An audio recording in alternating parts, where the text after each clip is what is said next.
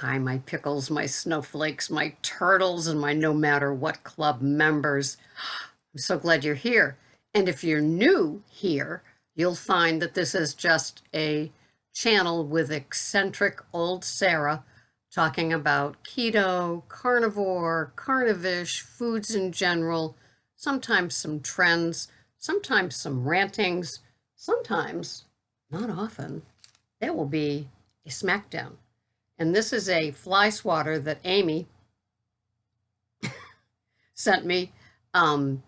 Luscious Life, Amy Mystique. She sent me, we did a box one time. There were like 10 of us involved. And she had my name. You know, we drew names and then did products. And that smacker was one of the best things ever. And so she sent that along. And I used to do a lot of smackdowns. And then I realized, what business is it of mine if somebody wants to have something, do something, continue something, even though they know the consequences? Don't we all have some of those things in our lives? Yeah, I still drink coffee with some alternative sugar in it and with keto, K-I-T-U, non-dairy creamer in it. And I enjoy every cup that I have, and it's usually 3 cups a day. And so who am I to be on you if you have a diet something or other every now and then, or maybe even daily? Maybe that's your treat. Really, does it even compare to what we were doing to our bodies with our food choices before? Well, it's so funny. I'm doing Ubering and Lyft now during the day. And so it's so funny when I had somebody get in the car yesterday, and he smelled like seed oil. He must work in a restaurant that deals with seed oils. And I think it was like Chinese, Korean, Thai, where I brought him the restaurant. And because I don't eat out anymore, I really don't know what these places have. So it was just kind of funny because I could smell it. Like I can smell fry later in some people's, that work in restaurants, regular restaurants where it's like cheeseburgers and fries and fried fish, that sort of smell. And so I guess that's what happens when you do Uber and Uber Eats and you live in a resort that has these sort of foods offered. Just kind of funny. So yeah. So if you listen here, you'll see we're like a cup of coffee. We're like your friend. We sit down. It's cozy. Right now it's 4 in the morning. It's a summer morning. I love summer mornings. When I'm driving around doing Uber, I've seen some of the most beautiful sunrises and places of interest in the wee hours before traffic. And, the haze comes in and the humidity and the impatience of people in a rush to get nowhere quickly. Or, they're on vacation and every minute counts. I've seen some bumper stickers that say, "I'm not on your damn vacation." So anyway, I love life and I'm meeting the most interesting people. And this is where my mostly carnivore food plan is really a help. I don't drink a lot of water during the day. If I did, I'd have to pee, and that's not easy being an Uber driver. So, I have a big old salted, mineralized water that I triple filter. And then I also have a Gersteiner Stoller water. It's clear. It's a clear bottle. It's Jim from Beating Obesity's favorite water, too. I have one of those going all the time. It holds the bubbles longer, so I can, it lasts a couple of days, so I can swig on that. And yeah. And so eating one meal a day really helps because it's not like, oh God, I missed breakfast. I'm gonna die. Oh, I'm gonna have to go through a drive-through and get me a muffin or a breakfast sandwich or something like that because my blood sugar, I'm dying. I can't make it to the next meal. I am so happy that any work that I did getting up to this place where I'm Ubering and not eating has its benefit.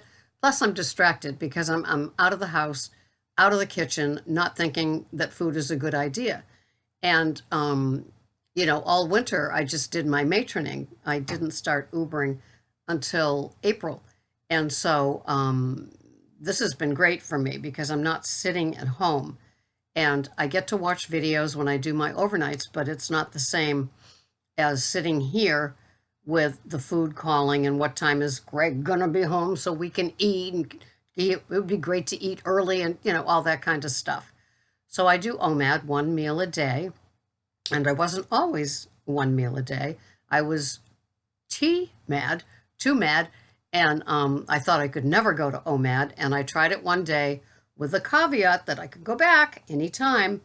Loved it, especially the next day, because I said, wow, I did that. I did one meal. I thought I could never do that.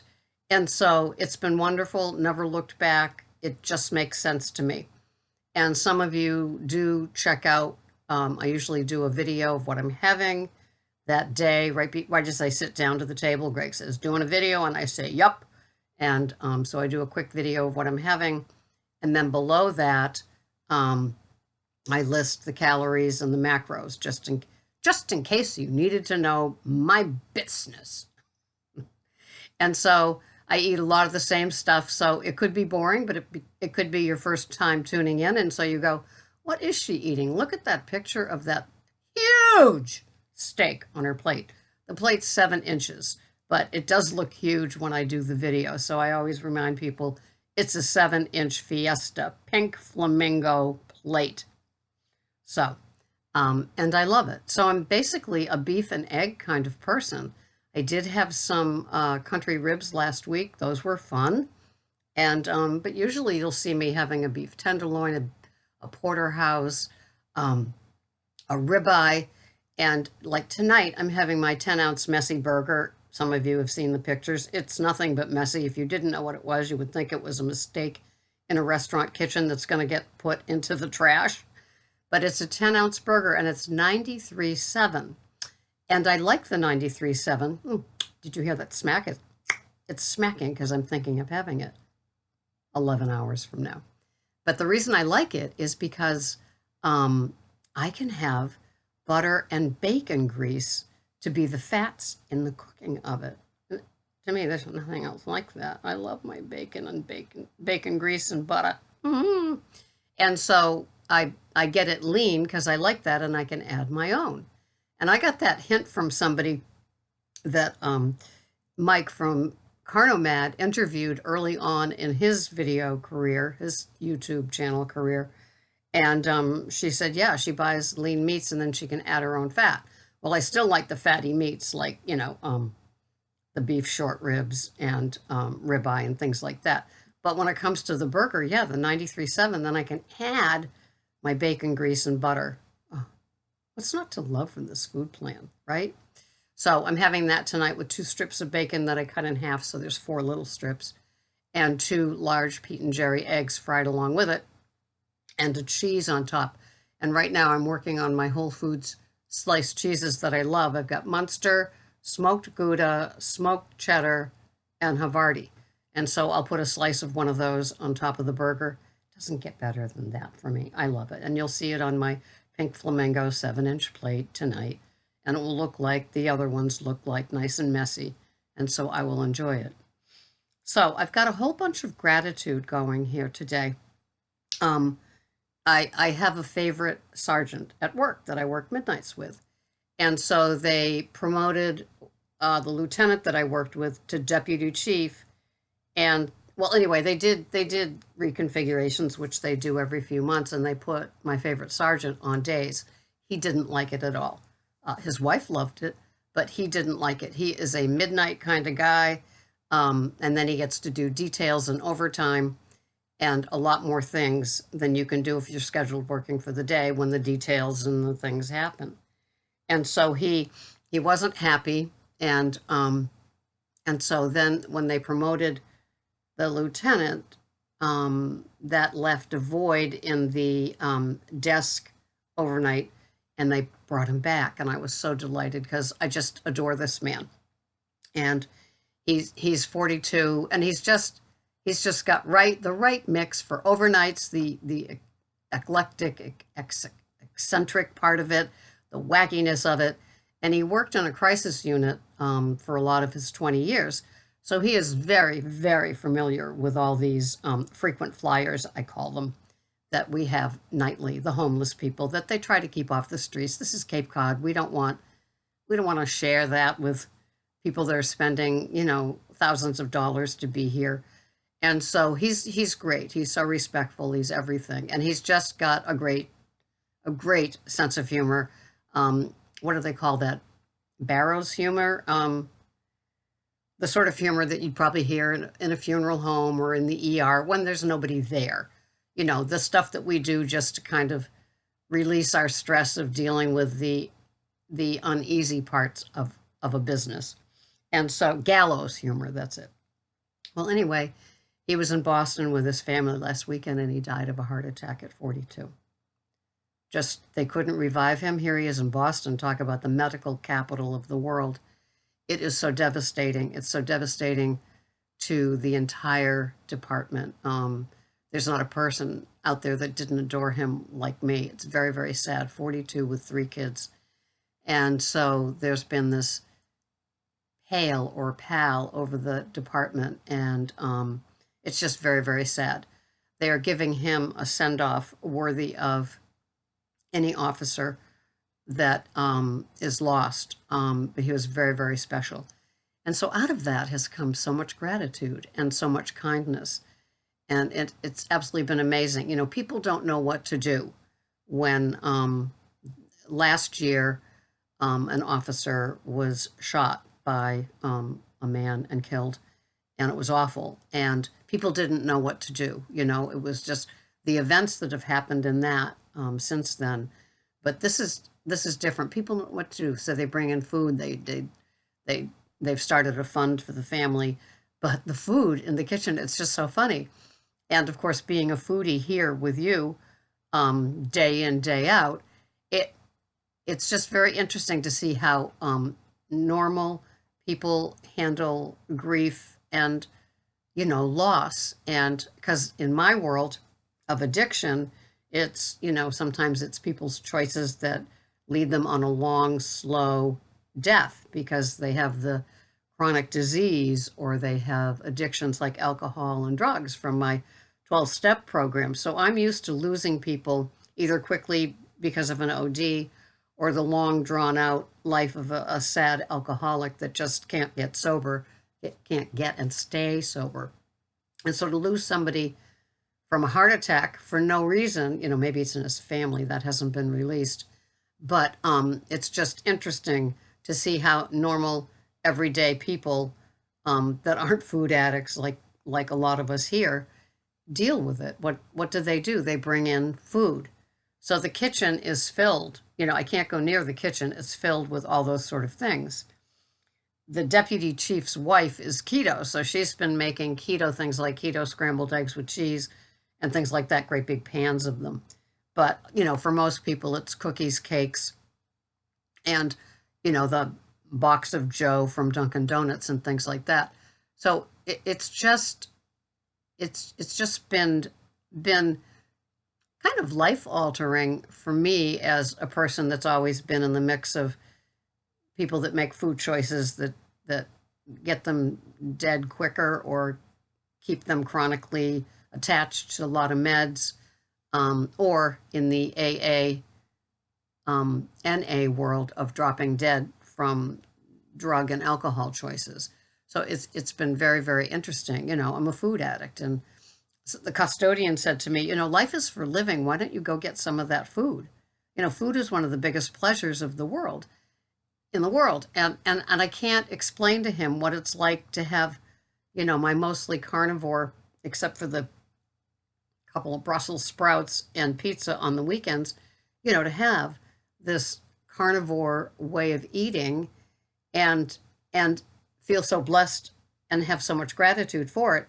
And the stress is lifted because it's made it so simple, for people doing keto. Sometimes as they get closer to being carnivore, they will say it's freeing. It's very, very freeing because in the keto world, there's still that chance that you can use up some of the carbs you allow yourself. And there's so many different versions of keto total carbs, net carbs, very, very low carbs, close to zero carbs.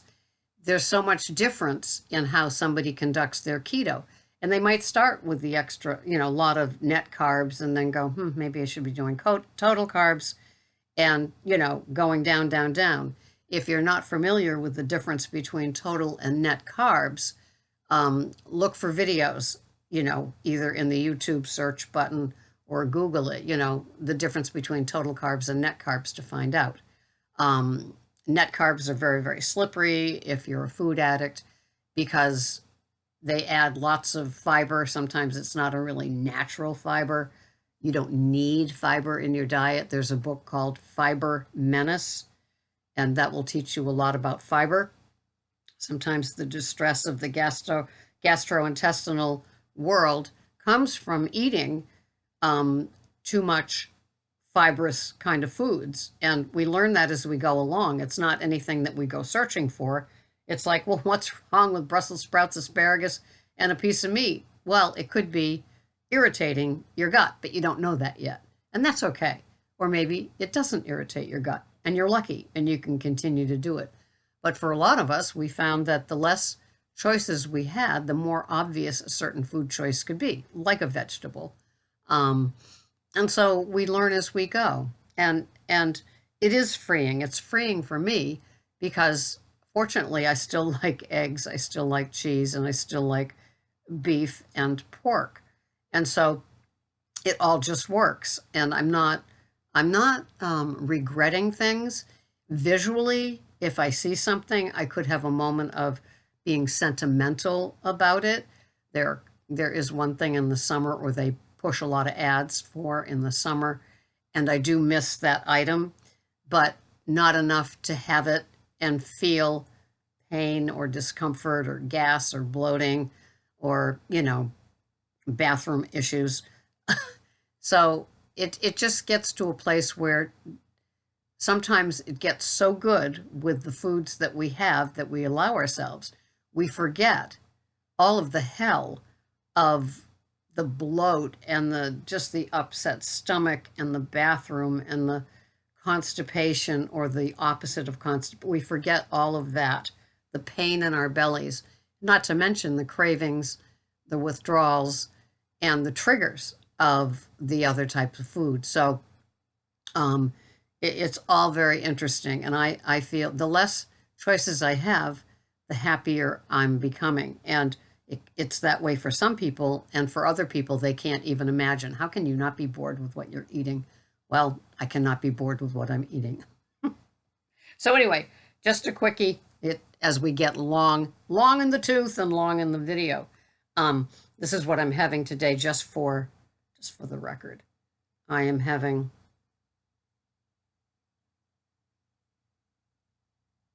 I had it all pulled up, but they always have a different idea. So I am having that burger that I told you about. And so these are my macros. My calories are about 1,260. My protein is 97 grams. My total carbs are 2.8, probably because of the chopped green onions and the bacon. And my fats are 99 grams. And with that is my messy burger, my eggs, my bacon, my cheese, and my delight at having them. So thank you so much for watching, and thank you for letting me share the sadness that I've been feeling for the last few days. I guess it's teaching me a lot of lessons that I didn't know growing up in the dysfunctional alcoholic family, because it was always chaos, it was always stress, it was always, weird, long drawn out deaths, nothing like heart attacks. I've never had anything like that in my little world. So just a lot of processing. But thank you for being here. I love my keto carnivore community. Don't want to do this without you. Enjoy your day and be grateful for what you have instead of being petulant and pouty about what you can't have. Thank you so much for watching. See you next time. Bye-bye for now.